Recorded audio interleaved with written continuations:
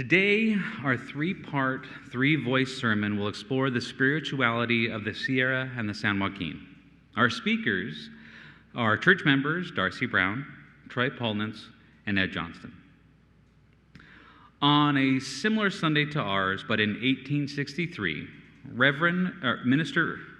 Unitarian minister Reverend Thomas Starr King offered a sermon entitled Lessons from the Sierra Nevada. Here's part of that sermon. I believe that if, on every Sunday morning before going to church, we could be lifted to mountain peaks to see a horizon line of 600 miles, enfolding the copious splendor of light on such a varied expanse, if we could fairly perceive through our outward senses one or two features of constant order and glory of nature, our materialistic dullness would be broken. Surprise and joy would be awakened. We should feel that we live amidst the play of infinite thought, and the devout spirit would be stimulated so potently that our hearts would naturally mound in praise and thanksgiving.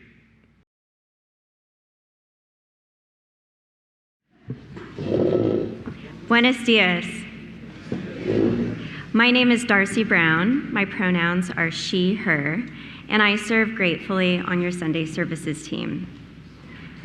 I grew up on the banks of the Kings River, downstream of Pine Flat Dam, where men tamed and harnessed the power of a river that used to flood the fields of my agrarian ancestors. As a child, I took trips to the mountains in a truck that struggled to make it up the steep grades, pulling a trailer with horses and mules, loaded down with the trappings of an adventure. As we slowly motored up the hill, the fog or the smog, depending on the time of year, would gradually dissipate, and we rose onto a plain where it seemed that we could breathe easier and see farther. My dad used to be a wilderness ranger on the Sierra National Forest, but when we went to the mountains together, he was not a ranger. He was my own personal guide into a spiritual realm where we could both set aside our daily armor and sink into the rhythm of nature. At high elevations in the Sierra Nevada mountains, granite slabs stretch out under the sun, reflecting a blinding light. Meadows stay damp and spongy late into summer after snowbanks have given way to an explosion of buzzing insects and brightly colored wildflowers. The endless sky swallows distant ridgetops. My senses seemed heightened in the absence of dulling influences like traffic and electronic devices. Every icy breeze and mosquito bite was a fully realized blessing and curse. My mental presence was fertile ground for embracing the fullness of what it means to be alive as an animal on this earth. At the close of the adventure, we would wind our way back to the trailhead, load our loyal companions into the trailer, and make our way down to the valley. After reconnecting to nature, I was always more observant than mere days before when we had made the journey in the other direction. The scenery beyond the truck window would change as we fell in elevation. At first, trees so tall I couldn't find their tops, no matter how far I leaned over and craned my neck. Then the colors would gradually become more washed out shades of green and brown, tree trunks becoming gnarled puzzles as we found oaks spotted amongst the gray pines of mid-elevation woodland. Eventually, the soft greens and grays would give way to the butterscotch of dried annual grasses in pastures 2,000 feet above sea level. But when we found ourselves on the gentle slopes of the foothills, the rich green of irrigated crops would rush forth, painting a vibrant scene of industry. In junior high, I completed a History Day project on the Fresno scraper, the implement that was used to cut canals across the valley, bringing life to parched fields and giving man a sense of control over the unpredictable deluge that would naturally soak this land in years of heavy snowfall, not unlike this year. The gifts of sun and water pull forth natural riches from the ground here because we stand on alluvial soils, minerals eroded from higher elevations, transported by streams and rivers, and deposited in this basin. Thousands of years of natural processes and stewardship under the wisdom of indigenous people has been abruptly interrupted in the modern era. Now, we struggle to find moral comfort wedged into an economy that demands exploitation while we delight in the rapturous pleasure of a sun-ripened peach.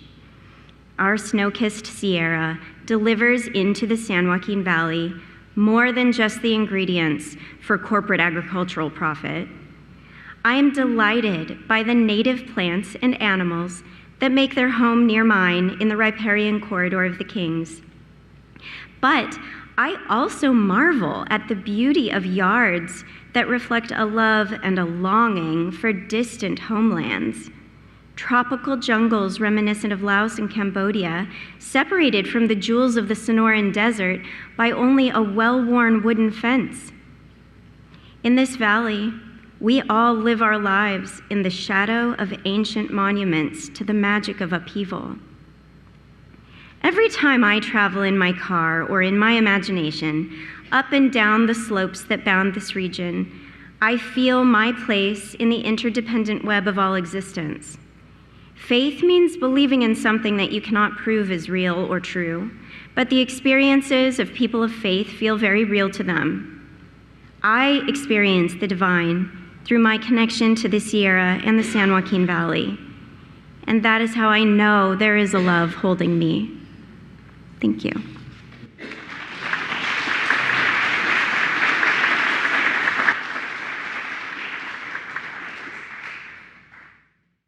Bumpy terrain, steep uphill turns.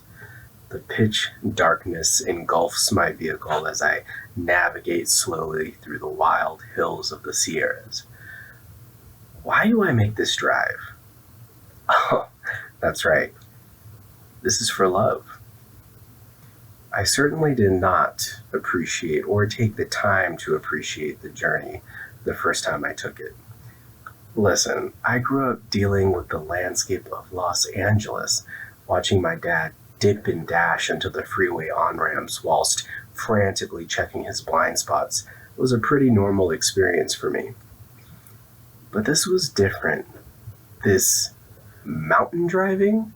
What is this? Wait, there's deer? Like deer that just crossed the road? This is not my vibe. There aren't any guardrails, and the number on that brown elevation sign keeps increasing. I don't like this. For love. I really like this girl.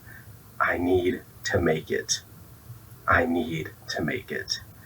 I can make it. What was that in the bushes? Should I put on my high beams? Doesn't that impact other drivers? There's no one else up here, though. As I approached the house on North Dome in Coarse Gold, California, I knew what would be waiting for me. A beautiful woman, of course, who I now have the privilege of calling my beautiful wife, the beautiful mother to our child. But I'd be lying if I said I wasn't a little freaked out at the time. Not about her or the relationship or the commitment, but these mountains, man. And that's the type of energy the Sierras emit. This beautiful blend of danger, expectation, and glory. The sheer strength of these mountains, this environment has always impacted me in a way that I cannot fully understand. As I pull up to the house, I'm greeted with a giant hill. No surprise there. Wait a minute. Is that a garage at the bottom of the giant hill? That's where I park? I creep down the hill slowly with my extremely low-to-the-ground Chrysler 300, waiting for that scratch sound cars make when their undercarriage is completely getting wrecked. Slowly but surely, I made it down to the bottom, then realizing that I needed to get my already abused vehicle up another hill to actually make it to the entrance.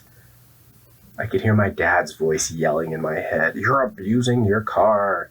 You need to take care of your car. You need to get back and forth to work." Yeah, whatever, Dad. I'm doing this for love. I parked the car underneath a tree in some dirt in the dark. And that was the end of that journey. But after I opened the door to Karen's home, this is where the journey truly began. Because despite that treacherous first journey to Karen's parents' house, I grew to absolutely cherish my time driving in the mountains. Horse Gold and Oakhurst became my second homes, and those uphill climbs and sudden turns became second nature. We spent so much time in these mountain towns with friends and family. I grew to understand the culture.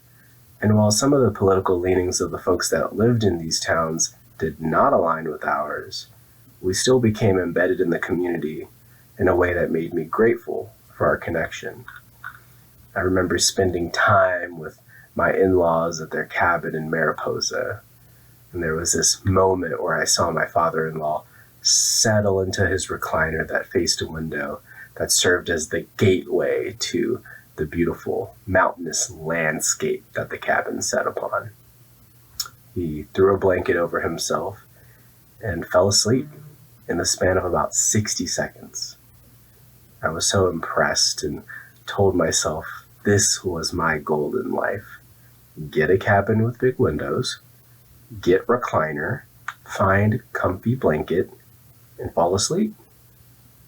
That is the life, in my eyes. That goal has shifted a bit since our move to Wisconsin. Our landscape here is different, but beautiful in an entirely different way. But I will never forget those mountain drives. My experience on those roads will last a lifetime, and my love for the Sierras and the San Joaquin is infinite.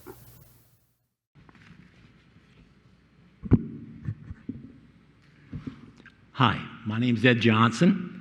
My wife, Kathy Boudinot Johnson, and I plan to do this next presentation together. But in retirement, we decided to spend a lot of time with our grandkids, and that's what Kathy's doing with two of them today in El Dorado Hills. So, you got me. The San Joaquin Valley affects us in many wonderful ways.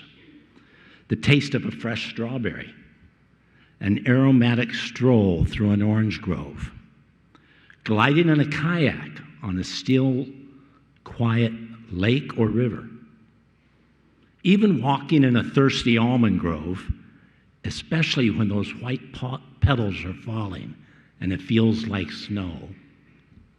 These moments are spiritual. But John Muir spoke of the Sierra Nevada mountains as the range of light and as a unique and spiritual home for him. Kathy and I feel the same. And so I will focus on my time in the Sierra Nevadas and the spirituality that I find there. It's a place where I can search the depths of myself while I view the distant peaks, walk among the firs, the pines, the sequoias, sit on an exposed granite shoulder, or simply walk on a quiet trail. Spirituality for me involves the quiet quest for peace, calm, awareness, and perspective. It is the quality of being concerned with my human spirit, with my soul. When I seek spirituality, to me it means to find or to feel my place in this world and in the human interface. In my college days of the late 60s and 70s, I had already discarded religion as the source of my spiritual identity. In an effort to capture the essence of who Ed was, I was curious about centering and meditation. On one occasion, an attractive lady invited me to attend a yoga and meditation class with her. I accepted. Besides wanting to spend time with this person, I thought I might find some enlightenment and the ability to focus on my beliefs. We performed wonderful stretching activities. We initiated controlled breathing techniques, and I fell asleep. Now, my friend never said that I snored, but now I didn't make much progress on my meditation on that evening, but it wasn't a total waste. I still fall asleep with that same lady. Kathy helps me identify my spirituality. She said in a previous presentation in this church, I believe in the power of nature to center me to the person I want to be, to invoke in me a sense of awe and an appreciation and love of this earth. In 1981, the first time I flew into Fresno, California, from my home in Helena, Montana. I was here to interview for a job at the YMCA, and it's a job I wasn't really sure I wanted.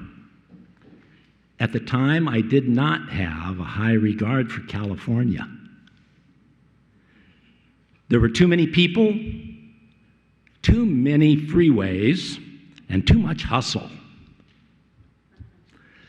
Now, the friend who was encouraging me to apply had also lived and worked with the YMCA in Montana. And he and another man picked me up at the airport, and they did not take me to my motel room or to the Y for a tour or even to a normal meet and greet. Instead, we drove directly into the Sierras, to Kings Canyon National Park, only an hour away. They introduced me to the General Grant tree, and they walked me up to Panorama Point. The gesture calmed me. I could feel the essence of that place. When I later introduced Kathy and my two boys to this area, they also were entranced, and we took the job. Last week, while prepping for this talk, an article popped up on my news feed from today. It was titled, Silent Walking. How appropriate. Something of a growing fad, this person was saying. Well, it reminded me that Kathy's spoken of doing this exercise during the Monday evening yoga classes with Jen here at this church. Zen Buddhists have long practiced walking meditation to clear the mind, disconnect from the noise, and connect to oneself. Rich Barrett's agreed to help me try to learn how to do this. I am calmed by the beauty of walks in the wilderness, such as the Sierras. I relish the challenge of walking long distances alone or with a quiet companion. The art of my life is more beautiful from studying the configurations of Mother Earth, from seeing the depths of the cosmos at night, from seeing the infinite forms and complexity of life. At these times, I can feel my emotions ebb and flow. Complexities simplify. I can focus on the thrill experience when I meet a bear on the trail. I can feel peace while conversing with a chipmunk who is frozen due to our chance encounter. I can allow myself to roar with the wind and the thunder. It is when I become immersed and acutely focused on the moment, when I experience my strongest feelings, that I believe my true self, my center can be revealed. I feel I have a place in the world. I touch the spirit of me. I am aware of my place as part of that interdependent web of all existence. Isn't this spirituality? Kathy and I take long walks together. We are quiet as we go. We absorb individually what the earth, what the Sierras have to offer. We breathe in peace. We breathe out love. In the words again of John Muir, the mountains are calling, and I must go.